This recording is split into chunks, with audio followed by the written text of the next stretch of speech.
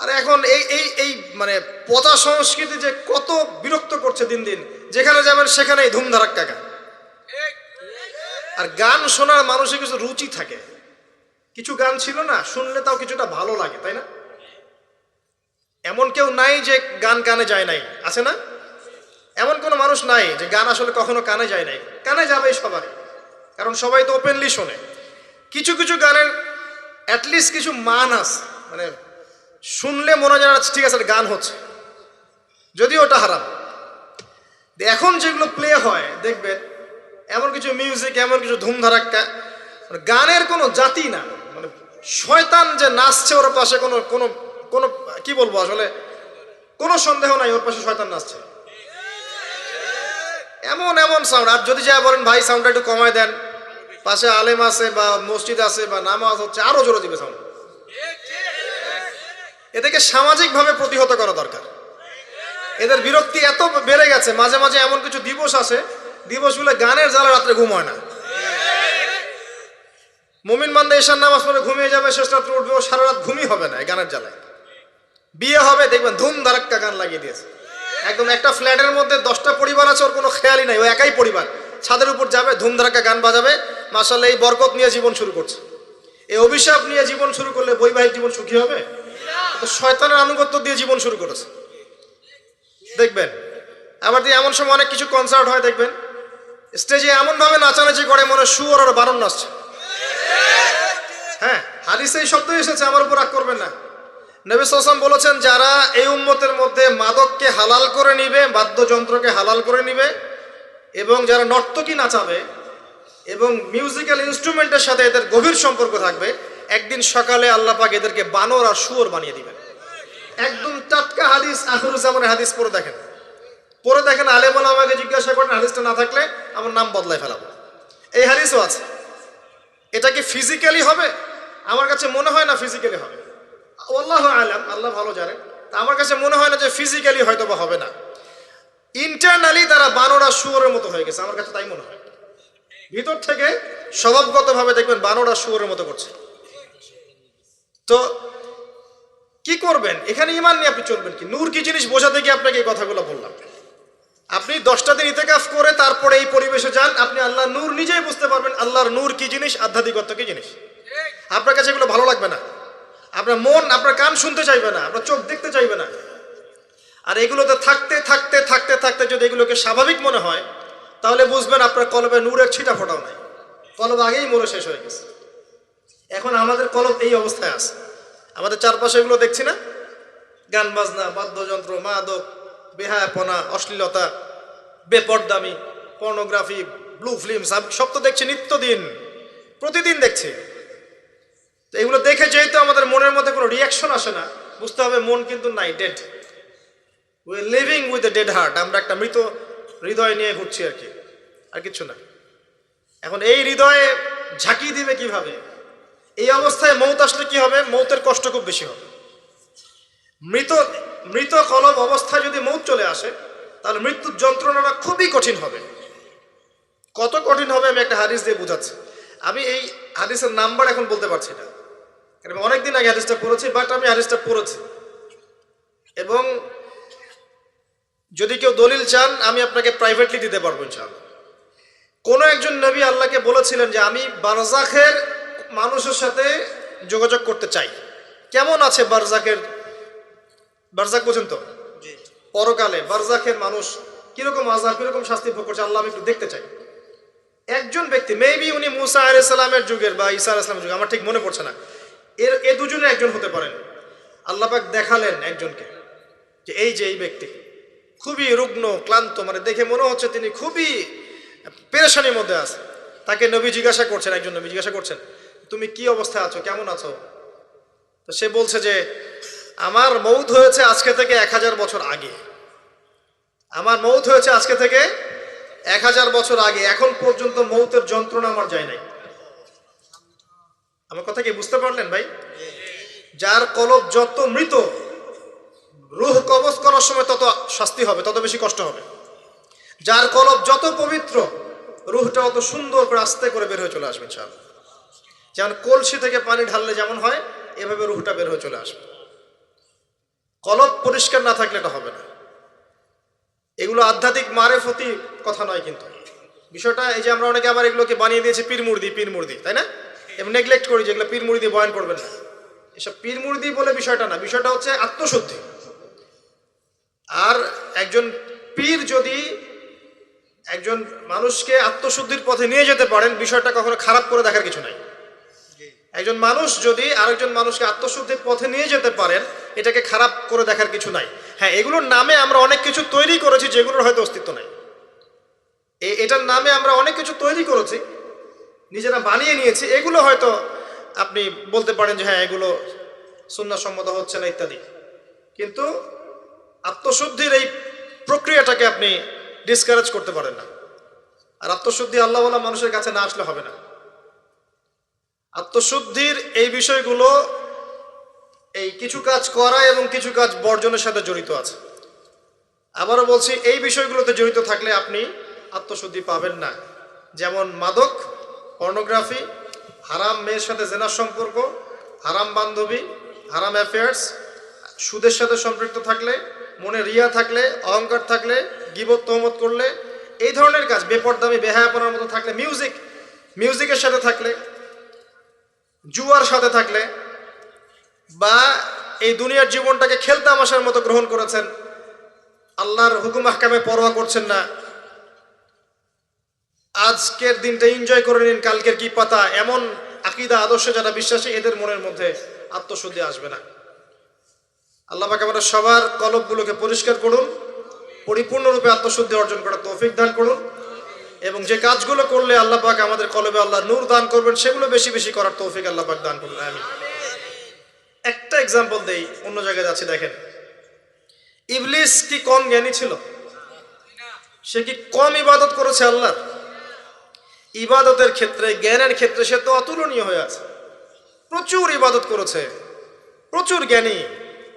এই মহাবিশ্ব সম্পর্কেও জ্ঞান আছে না? তার প্রচুর জ্ঞান আছে। কি কারণে সে চিরস্থায়ী জাহান্নামী হলো? একটা আদেশ লঙ্ঘন করেছে। এই তো একটা আদেশ তো আদম আলাইহিস সালামও লঙ্ঘন করেছে। তাকে বলা হয়েছে গাছের কাছে যেও না, আমাদের পিতা ভুল করে গাছের কাছে চলে গেছে। এটাও তো একটা অন্যায়, তাই নয় কি? এটা তো আল্লাহর আদেশকে লঙ্ঘন করা হলো। আদম আলাইহিস সালাম তওবা করে ফিরে এসেছেন, বলেছেন রব্বানা যালামনা আনফুসানা ওয়া ইল্লাম তাগফির লানা ওয়া তারহামনা লানাকুনান্না মিনাল খাসিরিন। এটা আদম সন্তানের স্বভাব, ভুল করবে, তওবা করে ফিরে আসবে। কিন্তু ইবলিস, সে তওবা করে ফিরে আসেনি, বরং আবা ওয়াস্তাকবারা, সে অবাধ্য হয়েছে, অহংকার করেছে। খলাকতানি মিন নার ওয়া খলাকতাহু মিন তিন। এই যে অন্যকে ছোট করা, তুচ্ছ করা, আল্লাহর আদেশকে অস্বীকার করা, অহংকার করা, এই অহংকারের কারণে তার সমস্ত এলেম এবং আমল সব ধ্বংস হয়ে গেছে। তো এখন যদি আমরা অনেক এলেম আমল করি, মনে অহংকার থাকে, আত্মশুদ্ধি অর্জন হবে? আত্মশুদ্ধি সবচেয়ে ইম্পর্টেন্ট জিনিস। আমি একটা বই সাজেস্ট করছি। বইটা আমি পড়ছি, কিন্তু আমার পড়ার পরে আমার আসলে পিপাসা মেটেনি এখনো। এই টপিকের আরো বেশ কিছু বই আমি সংগ্রহ করার চেষ্টা করছি। ইনশাআল্লাহ তাআলা আগামীতে আমি এই টপিকে, শুধু এই টপিকেই আলাদা স্বতন্ত্র একটা লেকচার দিব ইনশাআল্লাহ তাআলা। আল্লামা তাকি উসমানী হাফিজাহুল্লাহ, তার একটা বই আছে আত্মশুদ্ধি ও তাসাউফ। বইটা পড়েন। বইটা পড়লে আপনার কাছে মনে হবে যে বইটা আপনার জন্য লেখা হয়েছে। বইটা পড়ছিলাম আর মনে হচ্ছিল যে বইটা আমার জন্যই লেখা হয়েছে। মনে হয় বইটার প্রতিটা ওয়ার্ড আমাকেই বলা হচ্ছে। মন দিয়ে পড়েন আর পড়াশোনার অভ্যাস করেন। একদিন লেকচার শুনলেন 1 ঘন্টা 1.5 ঘন্টা, এটা আপনার জীবন পরিবর্তনের জন্য যথেষ্ট নাও হতে পারে। হ্যাঁ, যদি আল্লাহওয়ালা তেমন মানুষ হন হয়তো বা হবে। আমাদের মতো মানুষের লেকচারে 1 ঘন্টা 1.5 ঘন্টা লেকচার শুনেও আপনার জীবন পরিবর্তন না হওয়ার সম্ভাবনাই বেশি। কথা তাসির হয় তখনই যখন বক্তার মধ্যে ইখলাস থাকে, দিনের প্রতি মহব্বত থাকে, আল্লাহর দিন, আল্লাহর জমিনে প্রতিষ্ঠার মানসিক চেষ্টা থাকে, মনের দরদ থাকে। जो बात दिल से निकलती है दिल पे असर करती है, একটা কথা আছে না? যে কথাগুলো দিল থেকে বের হয় সেগুলো মানুষের দিলের মধ্যে কি হয়? আসার করে। তো এখন এরকম মানুষের সংখ্যাই বা কত? আর আমরা যে জ্ঞান এবং আমল করি তাতে বুঝতেই পারছি যে আমাদের দ্বারা কি হতে পারে। তারপরেও আলহামদুলিল্লাহ কিছু মানুষের উপকার হচ্ছে, এটাই আলহামদুলিল্লাহ। তবে আমরা যথেষ্ট নই। আমরা আল্লাহর কাছে দোয়া করি, আল্লাহ পাক এমন মানুষদেরকে এইসব চেয়ারে নিয়ে আসুন যাদের কথায় পুরো সমাজ পরিবর্তন হবে ইনশাআল্লাহ, এবং আল্লাহ পাক আমাদের সন্তানদেরকে যেন ওইভাবে বড় করার তৌফিক দান করেন, আমিন। প্রথম কথা বলছি, দেখেন, আত্মশুদ্ধি, মনের নিয়াত, ইখলাস, এটা সবচেয়ে ইম্পর্টেন্ট জিনিস। এটা ছিল না বলেই ওই 3 ব্যক্তি কোথায় গেছে? জাহান্নামে। শহীদ হয়েছে জাহান্নামে, দান করেছে জাহান্নামে, আলেম হয়েছে জাহান্নামে। এটা সেই হাদিস যেটা বর্ণনা করতে আবু হুরায়রা রাদিয়াল্লাহু আনহু অজ্ঞান হয়ে পড়ে যেতেন। প্রথম যেটা সমস্যা ছিল, এদিকে মনোযোগ দেন, আমরা শেষ করে দেব, গুছিয়ে নেব। প্রথম সমস্যাটা কি বলেছিলাম? শিরক। এই শিরকটা প্রত্যেকটা সেক্টরে আছে না? ব্যক্তি, পরিবার, সমাজ, রাষ্ট্রে আছে না? একই সুন্নাহ। ওই যে আইয়ামে জাহিলিয়াতের শিরক এখনকার বিশ্বে আছে না? আছে। তাহলে এখনকার বিশ্বেও কি কিছু তাওহীদপন্থী মানুষের প্রয়োজন আছে না? আছে। দ্বিতীয় সমস্যা সুদ। ওই সমস্যাটা এখনকার বিশ্বে নাই? এখনকার ব্যক্তি জীবনে দেখেন সুদ খায় না, পরিবার সুদখোর না, সমাজে সুদের কারবার নাই, সুদী এনজিওর সয়লাভ আছে না?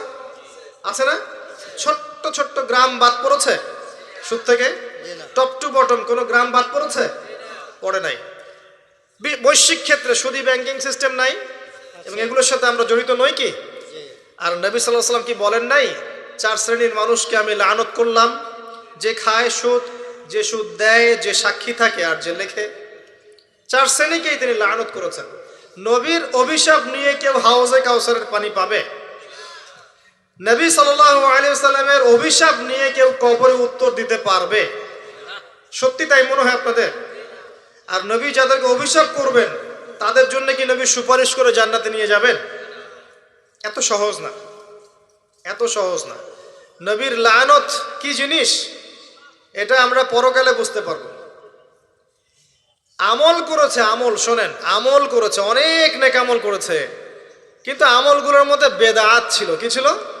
মানে সুন্নতকে পরিবর্তন করে নতুন আমল দিয়ে প্রতিস্থাপন করেছে, কিন্তু আমল করেছে। এই বেদাতিরা যখন হাউজে কাউসারের পানি খেতে যাবে, একটা পর্দা পড়ে যাবে, আর নবী সাল্লাল্লাহু আলাইহি ওয়াসাল্লামকে বলা হবে, নবীজি বলবেন যে ইন্নাহুম মিন্নি, তারা তো আমার উম্মত, কেন পর্দা পড়ে গেল? তাকে বলা হবে ইন্নাকা লা তাদরি মা আহদাসা বা'দাক, হে নবী, আপনি জানেন না আপনার মৃত্যুর পরে আপনার দিনকে কেমন করে বিকৃত করেছিল। তখন নবীজি বলবেন সুহকান সুহকান লিমান গায়্যারা বা'দি, দূর হও, দূর হও, যারা আমার পরে দিনকে পরিবর্তন করেছো, বেদাত করেছো। এটা বেদাতির শাস্তি, তাকে দূর করে দেয়া হলো। যে আমল করেছে, সারা জীবন আমল করেছে, হালাল খেয়ে আমল করেছে, কিন্তু বেদাত করেছে, তাকে তাড়িয়ে দেয়া হলো। আর যে সুদ খাচ্ছে তাকে কি করা হবে? ভাবেন, একজন মানুষ যদি, আমার কথা শোনেন, একজন মানুষ যদি তার মায়ের সাথে জেনা করে, আপনি কি করবেন তাকে? মনে করেন কালকে উঠে দেখলেন আপনার এই গ্রামের 10 জন মানুষ পাওয়া গেছে, আজকে রাত্রে নাউজুবিল্লাহ তারা মায়ের সাথে, কথাটা বলতে আমার খারাপ লাগছে, তারা মায়ের সাথে খারাপ কাজ করেছে আজকে রাতে। কালকে সকালে এই 10 জনের যদি দোষ প্রকাশ হয়, আপনি কি করবেন? কি করবেন? ফুলের মালা দিবেন? বড় বড় সুন্দর সুন্দর চেয়ার দিবেন, না বড় বড় অফিস করে দিবেন? কোটটাই পরিয়ে বসিয়ে দিবেন? সুদের মধ্য দিয়ে আমরা তাই করছি। নবী সাল্লাল্লাহু আলাইহি ওয়াসাল্লাম বলেছেন 73টা পাপের শাখা আছে, তার সবচেয়ে নিম্ন শাখা কি? আপনারা বলেন না, হাদিসটা তো আপনারা জানেন, বলেন সবচেয়ে নিম্ন শাখা কি? নিজের মায়ের সাথে। কোনো ব্যক্তি যদি এই কাজটা করে, আপনি তাকে কিভাবে দেখবেন? একজন ব্যক্তি যদি একাধিক বিয়ে করে, তাকেই তো দেখতে পারেন না। একজন ব্যক্তি যদি ধর্ষণ করে, তো ধর্ষকের শাস্তি আছে না? ধর্ষককে কি সমাজে মানুষ ভালো চোখে থাকে না ঘৃণা করে? এমনকি দেখা যায় যে মজলুম মেয়েটার উপর অত্যাচার করা হয়েছে, ওরই তো সারা জীবন বিয়ে হয় না, এমন হয় না? কত বড় ফলাফল সমাজে বয়ে নিয়ে আসে, তাই না? এখন একজন ব্যক্তি যদি মায়ের সাথে জেনা করে, আপনি তাকে কি করতে চাইবেন? নবীজি বলেছেন সাল্লাল্লাহু আলাইহি ওয়াসাল্লাম, আপনার নবী, আপনারই নবী, যাকে কবরে দেখানো হবে আপনাকে, তিনি বলেছেন যে এর 73টা পাপ আছে রিবার, তার সবচেয়ে নিচের পাপ হচ্ছে নিজের মাকে বিয়ে করা। নবীর সাথে ডিল করেন, এখন আমার সাথে প্লিজ রাগ হবেন না। কিয়ামতের মাঠের জন্য অপেক্ষা করেন, আল্লাহ নবীর সাথে আপনার সাক্ষাৎ হবে, সেদিন তাকে জিজ্ঞাসা করবেন কেন আপনি হাদিস বলে গিয়েছিলেন। আপনি সমাজকে পিছিয়ে দিয়েছেন, অর্থনীতিকে পিছিয়ে দিয়েছেন। এই হাদিস কেন বলতে গেলেন? এটাই তো অর্থনীতির সমৃদ্ধির একমাত্র পথ পদ্ধতি, তাই না? রিবা, এই হচ্ছে রিবা। আর সবচেয়ে উঁচু শাখাটা কি তাহলে? এটা আপনি পাবেন সূরা বাকারায়। কোন সূরায়?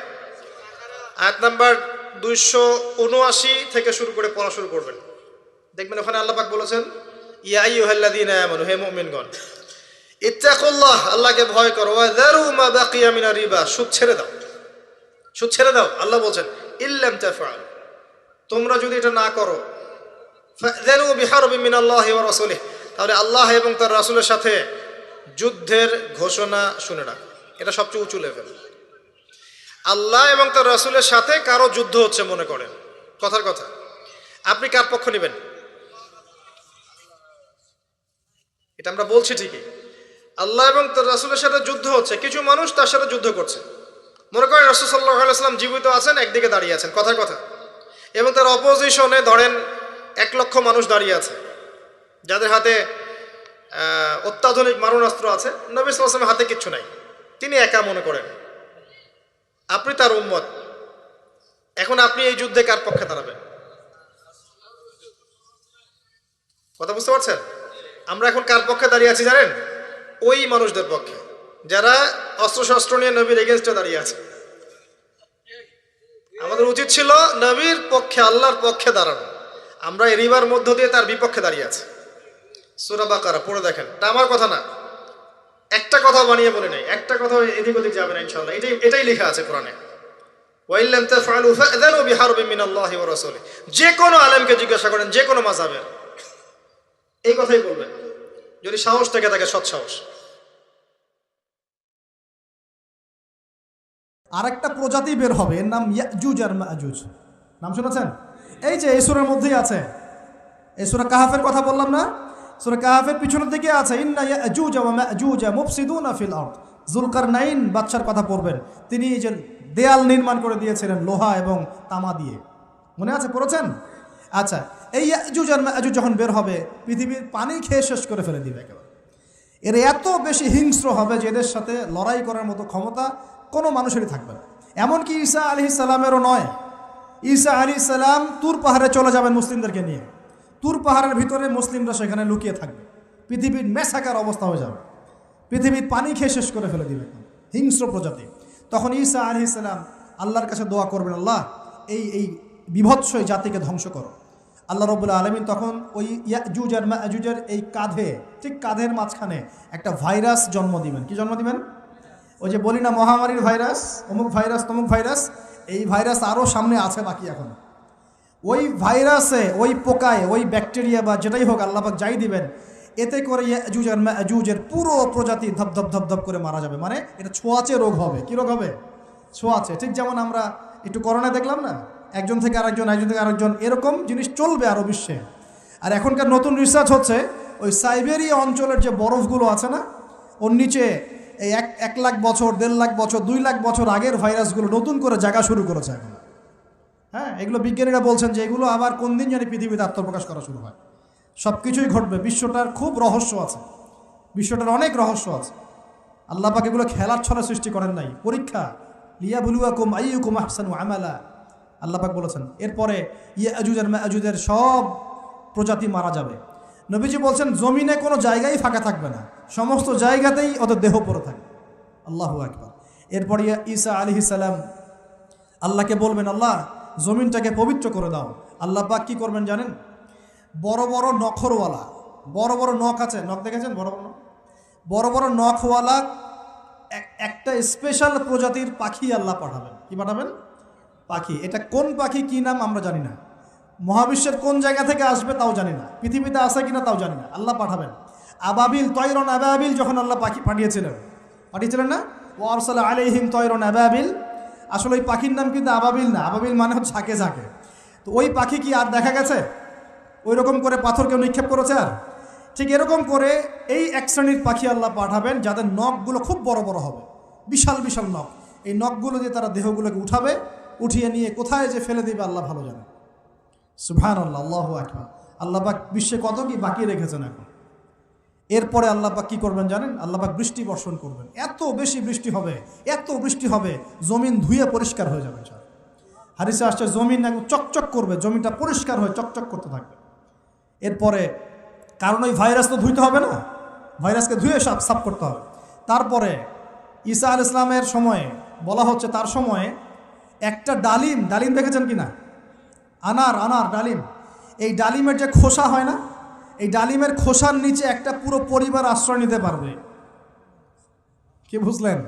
এত বড় বড় ফল হবে, এত বরকত হবে জমিনের মধ্যে। কখন বরকত হয়? যখন একটা জনপদের অধিবাসীরা আল্লাহর সামনে আত্মসমর্পণ করে, তখন আল্লাহ বরকত দেন। আমরা কি আত্মসমর্পণ করছি? এই জন্যই তো অর্থনৈতিক মন্দা চলছে। এমনি নাকি? সুদ খাচ্ছেন, দিব্যি ঘুষ খাচ্ছেন, দুর্নীতি করছেন, জেনা করছেন, মানুষের সম্পদ আত্মসাৎ করছেন, মাপে কম দিচ্ছেন, আবার নামাজও পড়ছেন, মাশাআল্লাহ। তো বরকত কোত্থেকে আসবে? তো বরকত কখন আসে? যখন একটা কওম আল্লাহর সামনে সম্পূর্ণ আত্মসমর্পণ করে। একটা ডালিম হবে, এটা রূপকথা নয়, এগুলা গাল গল্প বলছি না। এই প্রতিটা কথা আল্লাহ পাকের ওহী থেকে আসছে, এর একটা কথা মিথ্যা হবে না ইনশাআল্লাহ তাআলা। বিশ্ববাসীরা দেখবে একটা ডালিমের নিচে একটা পরিবার আশ্রয় নিতে পারবে। এত স্পেসিফিকলি বলা হয়েছে হাদিসগুলোতে। নবী সাল্লাল্লাহু আলাইহি ওয়াসাল্লাম বলেছেন যে 10 জন ঘোড়সাওয়ার, কয়জন ঘোড়সাওয়ার? 10 জন ঘোড়সাওয়ার বের হবে ইমাম মাহদির সময়, যারা খোঁজ নিতে যাবে যে দেখি দাজ্জাল বের হয়েছে কিনা। ঘোড়ায় করে খোঁজ নিতে যাবে, দেখি দাজ্জাল বের হয়েছে কিনা। ওই 10, নবীজি বলছেন আমি ওই 10 জনের নামও জানি, ওদের বাবার নামও জানি। সুবহান। এত স্পেসিফিক জ্ঞান দেওয়া হয়েছে আল্লাহর পক্ষ থেকে নবী সাল্লাল্লাহু আলাইহি ওয়াসাল্লামকে। তার হাদিস থেকে বলছি, ডালিমের নিচে পরিবার আশ্রয় নিতে পারে। তো অনেকে হয়তো হাসবে, কি বলে একটু উল্টাপাল্টা কথা, তাই না? নাস্তিকরা মনে করতে পারে যে হাসবে, আরে হাহারি এক দিয়ে রেখে দেবে। এখন মানুষ ফেসবুকের মতো চিন্তা করে, ফেসবুকের মতো হাসে, ফেসবুকের মতো কাঁদে।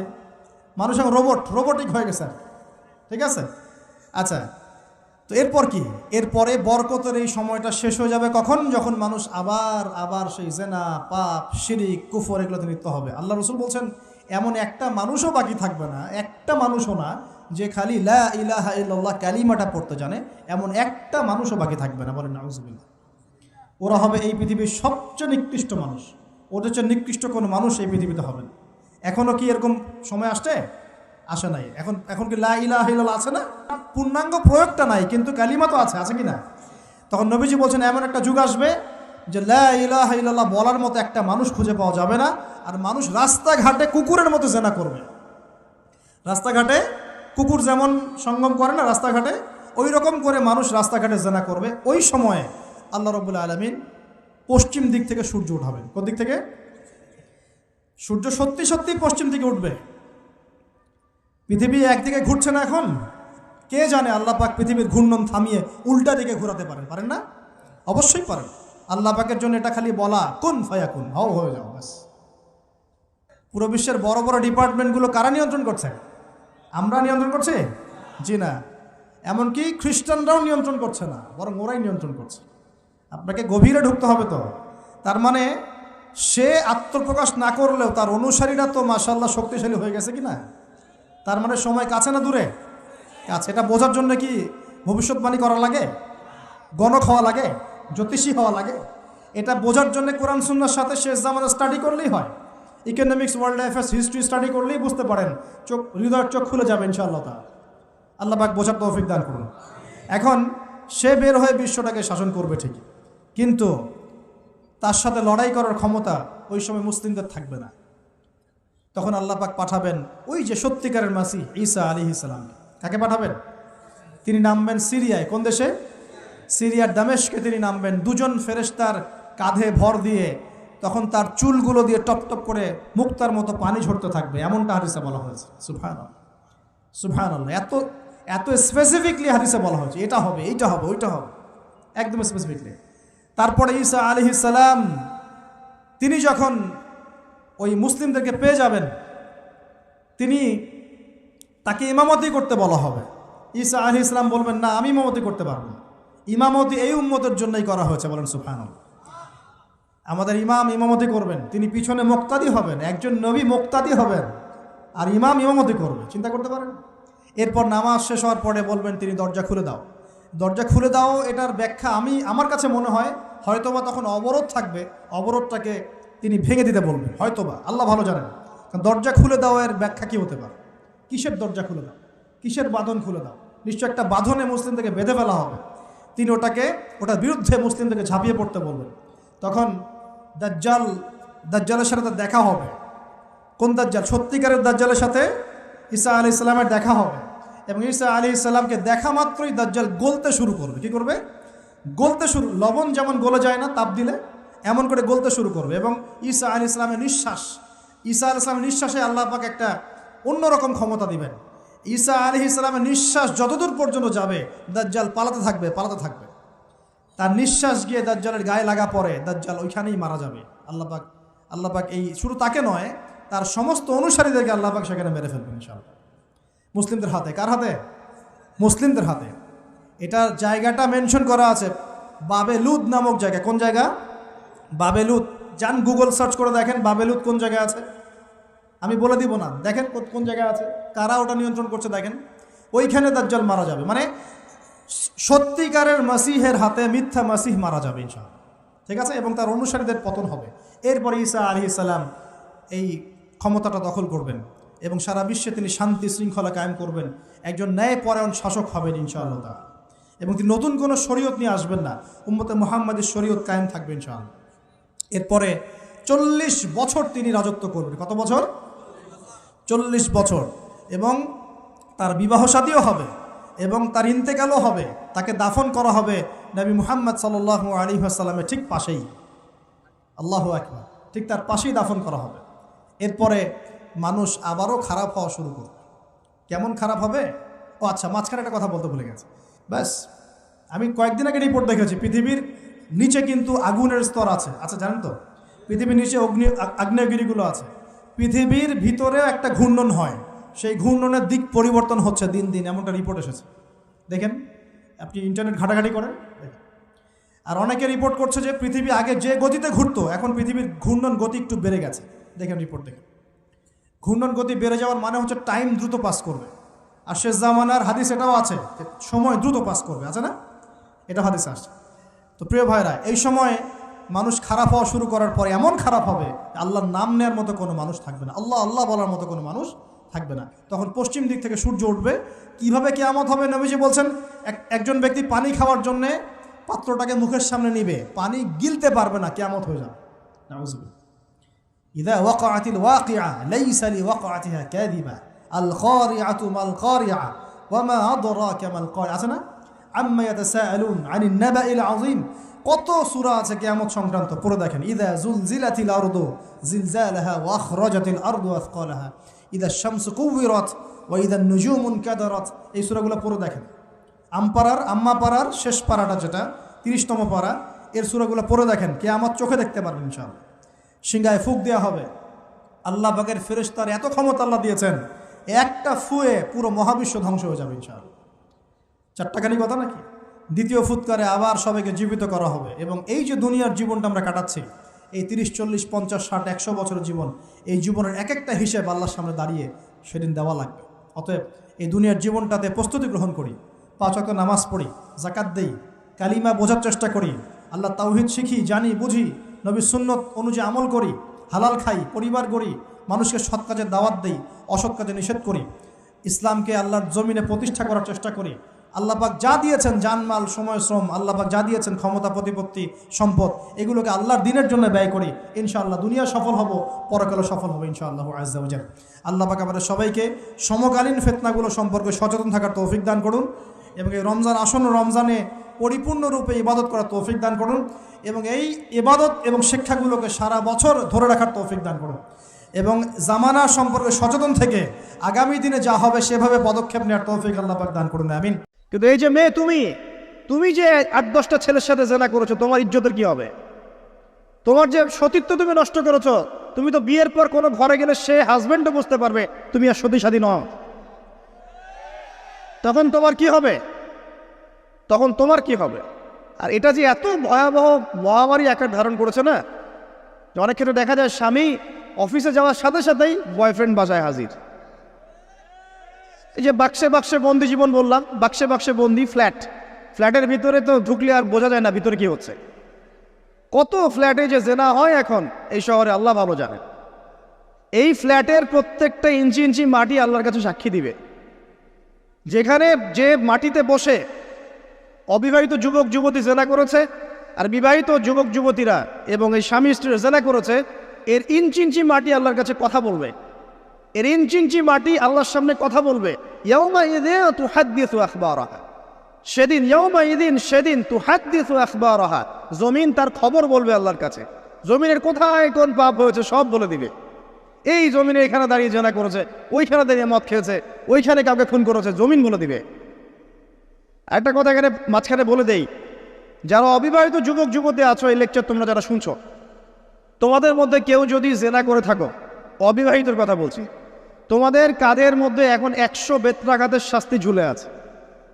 সূরা নূরের 1 থেকে 3 নম্বর আয়াত পড়ে দেখবে, অবিবাহিত যুবক যুবতী যদি জেনা করে তাদের শাস্তি হচ্ছে 100 বেত্রাঘাত, তাও জনসমক্ষে, এবং এক বছরের জন্য নির্বাসন। এই বিধানগুলো যদি পৃথিবীর কোনো দেশেও না থাকে, আসমানে আছে। মরার সাথে সাথেই এই বিধান কার্যকর হবে ইনশাআল্লাহ। বাঁচার মধ্যে কি একটাই উপায় আছে। এই লেকচার কেন চলে গেছে?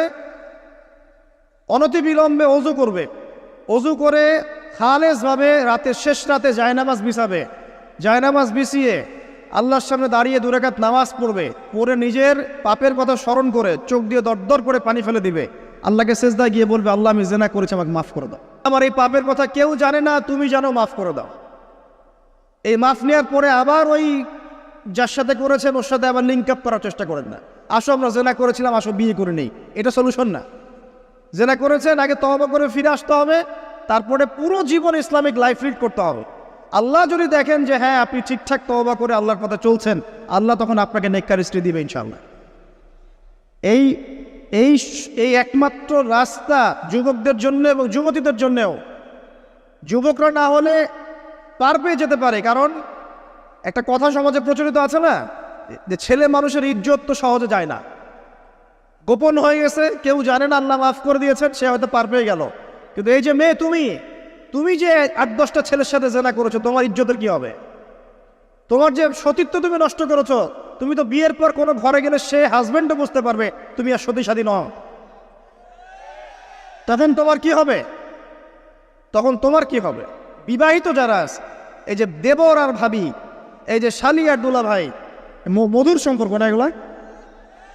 দাঁড়াও, এগুলো মধুর সম্পর্ক। দেখা যায় সুবহানাল্লাহ, এই যে আমার এখানে ফোন আছে না, আমাদের অফিসিয়াল পেজ আছে, অফিসিয়াল পেজে যত প্রশ্ন আসে দেখি ম্যাক্সিমাম জেনা কেন্দ্রিক, ব্যভিচার কেন্দ্রিক, পরকীয়া কেন্দ্রিক। একজন প্রশ্ন করেছে যে দোলা ভাইয়ের চরিত্র এত খারাপ ছিল, আর ওই মেয়ের বয়স তখন কম ছিল, 13 বছর বয়স। 13 বছর বয়সের মেয়ের দিকে সে চোখ দিয়েছে। যাকে বিয়ে করেছে তার সাথে তো সম্পর্ক আছেই, যাকে বিয়ে করেছে ওর সাথে তো সম্পর্ক আছেই। তারপরে আপনার শালির সাথে সম্পর্ক, এখন শালির সাথে তার 2 বছর ধরে সম্পর্ক করার পর সেগুলোর ভিডিও ধারণ করে তাকে ব্ল্যাকমেইল করছে যে যদি আমার সাথে খারাপ কাজে সে রাজি না হয় তাহলে এই ভিডিওগুলো ভাইরাল করে ফেল। এই যে অনলাইনের যুগ, এখন তো মানুষ নিশ্চিন্তে মানুষ যে একটা প্রাইভেট লাইফ লিড করবে সেটাও করতে পারে না। প্রাইভেট লাইফের সব কিছু রেকর্ডেড হয়ে যায় এখন, হয় না? তো এটা একটা ফিতনা, মহা ফিতনা। এখন সে রেকর্ড করেছে, এইভাবে ব্ল্যাকমেইল করে এই শালীর সতীত্ব নষ্ট করলো। 1 বছর 2 বছর না, 3 বছর ধরে। এখন এই মেয়ে প্রশ্ন করছে পেজের মধ্যে যে এখন তার মানসিক অবস্থা এতই খারাপ, সে জিজ্ঞাসা করছে আমি যদি আত্মহত্যা করি তাহলে আমার পাপ হবে কিনা।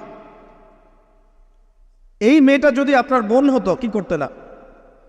আল্লাহ না করুক এই মেয়ে যদি কারো মেয়ে হতো তাহলে কি করতেন আপনি? আপনার কাছের কেউ হলে আপনি কি করতেন? এখানে ওই শাস্তিটা না বলে সামনে যেতে পারছি না।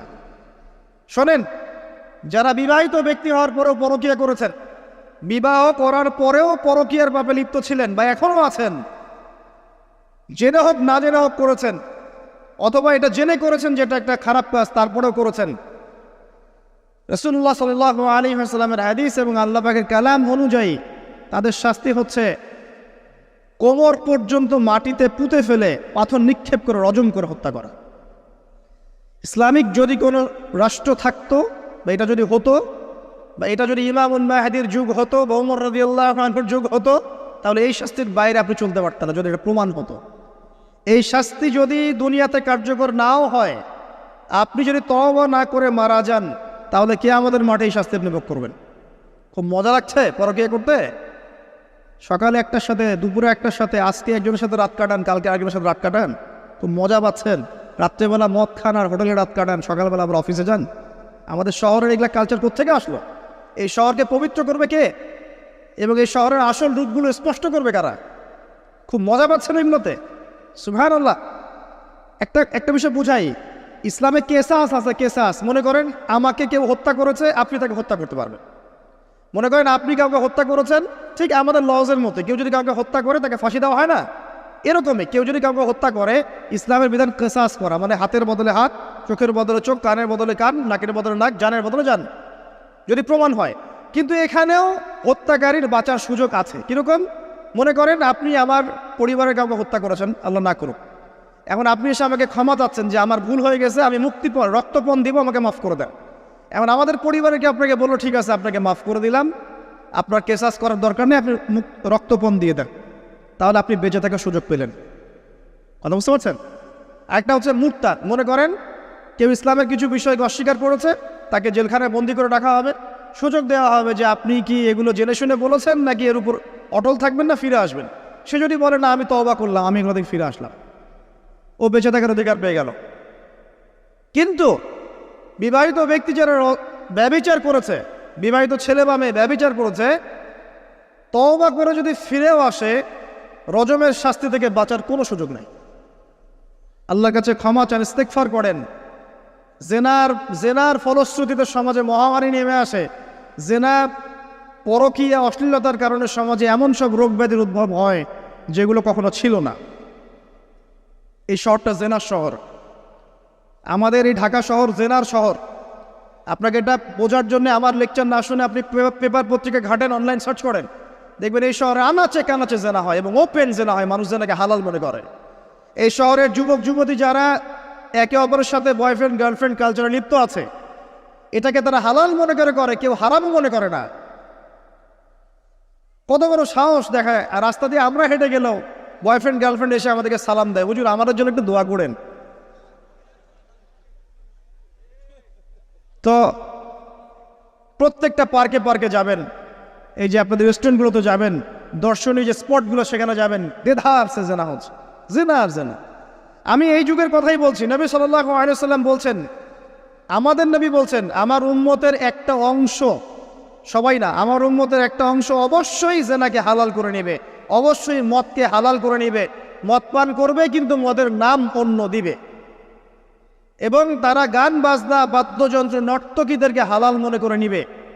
নবী সাল্লাল্লাহু আলাইহি ওয়াসাল্লাম বলেছেন, যখন সমাজে এরকম পাপ বাড়ে তখন সমাজে এমন সব রোগ ব্যাধি আসে যা আগে কখনো ছিল না। এবং এদের ব্যাপারে নবীজি বলেছেন, একদিন সকালবেলা আল্লাহ পাক এদেরকে বানর এবং শুয়োর বানিয়ে দিবেন। কিয়ামতের আগে এই ঘটনাও ঘটবে, বিকৃত হবে, ভূমিধস, ভূমিকম্প, ভূমিধস এবং আকৃতির বিকৃতি, এগুলো আযাব আসবে আল্লাহর পক্ষ থেকে, এই জেনা, এই ব্যভিচার, এই পরকীয়া, নোংরামি, অশ্লীলতার কারণে। ঘরে ঘরে এগুলা বয়ফ্রেন্ড গার্লফ্রেন্ড কালচার। কেউ মনে করে না জেনা এগুলো হারাম, কেউ মনে করে না যে আমার এই যে সহপাঠী আমার গায়রে মাহরাম, এই গায়রে মাহরাম শব্দটাই নাই। কাজিন, চাচাতো বোন, মামাতো বোন, খালাতো বোন, এই যে কাজিন, এরা জেনা করছে। কি দেখা বাকি রেখেছে এই যুগে আমরা? এই যুগে আমরা দেখছি যে নিজের মেয়ের সাথে পিতার শারীরিক সম্পর্ক। পেপার পত্রিকা পড়েন, একটু অনলাইন ঘাটেন, দেখেন কোন যুগে আছেন আপনি। সমাজের ন্যায় অন্যায় হক বাতিলের মানদণ্ডই উল্টে যাবে। মানুষ ন্যায়কে অন্যায় মনে করবে, অন্যায়গুলোকে ন্যায় মনে করে নিবে। কোনো মানদণ্ড নাই, কোনো মানদণ্ড নেই। আমাদের শহরের এই অবস্থা, শান্তিতে কিভাবে ঘুমাবেন আপনি? নিশ্চিন্তে থাকবেন কিভাবে? কখন যে আল্লাহর গজব চলে আসে। কোরআনে একটা আয়াত আছে, যখন আল্লাহ পাকের গজব আসবে তখন শুধু জালেমদের উপর খাস করে আসবে না। আলেমদেরকে জিজ্ঞাসা করেন, আলেম ওলামাদেরকে জিজ্ঞাসা করেন, যখন আল্লাহর গজব আসবে জালেমদের উপরে শুধু খাসভাবে আসবে না, সবার উপরে আসবে। তা আমি খুব ভালো মানুষ, ওয়াজ করছি, নসিহত করছি, পার পেয়ে যাবো এমন ভাবার সুযোগই নাই। আপনাকে আপনার সাধ্য মতো অন্যায়ের প্রতিবাদ করার চেষ্টা করতে হবে। লা তা'মুরুন্না বিল মা'রুফ, নবীজি বলছেন অবশ্যই তোমরা সৎ কাজের আদেশ করো। ওয়ালা তানহাউন্না আনিল মুনকার, অবশ্যই অসৎ কাজে নিষেধ করো। আও লা ইউশিকান্নাল্লাহু আন ইয়াবআসা আলাইকুম ইকাবাম মিন, অন্যথায় আমি আশঙ্কা করি তোমাদের উপর আল্লাহর পক্ষ থেকে বিশাল গজব আসবে। সুম্মা তাদউনাহু, এরপর তোমরা সবাই আল্লাহর কাছে দোয়া করবে, আল্লাহ গজব সরিয়ে দাও, সরিয়ে দাও। লা ইউস্তাজাবু দুআকুম, তোমাদের দোয়া কবুল করা হবে না। নবী সাল্লাল্লাহু আলাইহি ওয়াসাল্লাম বলছে মান রাআ মিনকুম মুনকারান, তোমাদের মধ্যে যে কেউ হুএভার হি ইজ, যে কেউ যদি কোনো মুনকার, নোংরা গর্হিত কোনো কাজ দেখে, তাহলে যেন ফাল ইউগাইয়ির বিয়াদিহি, তার সামর্থ্য থাকলে হাত দিয়ে যেন ঠেকায়। সামর্থ্য থাকলে হাত দিয়ে যেন ঠেকায়। যাদেরকে আল্লাহ পাক হাত দিয়ে ঠেকানোর ক্ষমতা দিয়েছেন তাদেরকে আল্লাহ পাক জিজ্ঞাসাবাদ করবেন, কেন ঠেকালে না তুমি? জেনার লাইসেন্স দিলে কেন? মদের লাইসেন্স দিচ্ছ কেন? ঠেকালে না কেন তুমি? অন্যায় কাজকে ঠেকালে না কেন? যদি তুমি না পারো, ওয়াইল্লাম ইয়াস্তাতি, যদি সে না পারে, তাহলে ফাল ইউগাইয়ির বিলিসানি, তাহলে যেন মুখ দিয়ে সেটা প্রতিবাদ করে। এই যে মুখ দিয়ে প্রতিবাদ করার ক্ষমতা আলেম ওলামার আছে, যাদের হাতের ক্ষমতা নেই, মুখের ক্ষমতা আছে। সেটাও যদি না পারো, ওয়াইল্লাম ইয়াস্তাতি, সেটাতেও যদি সে সক্ষম না হয়, ফাবিকলবি, তাহলে যেন অন্তর দিয়ে ঘৃণাটা পর্যন্ত করে। ওয়াবিযালিকা আদআফুল ঈমান, এটা হচ্ছে ঈমানের সবচেয়ে নিকৃষ্ট একটা অবস্থা, সর্বনিম্ন অবস্থা। এর নিচে ঈমানের কোনো অবস্থাই নাই।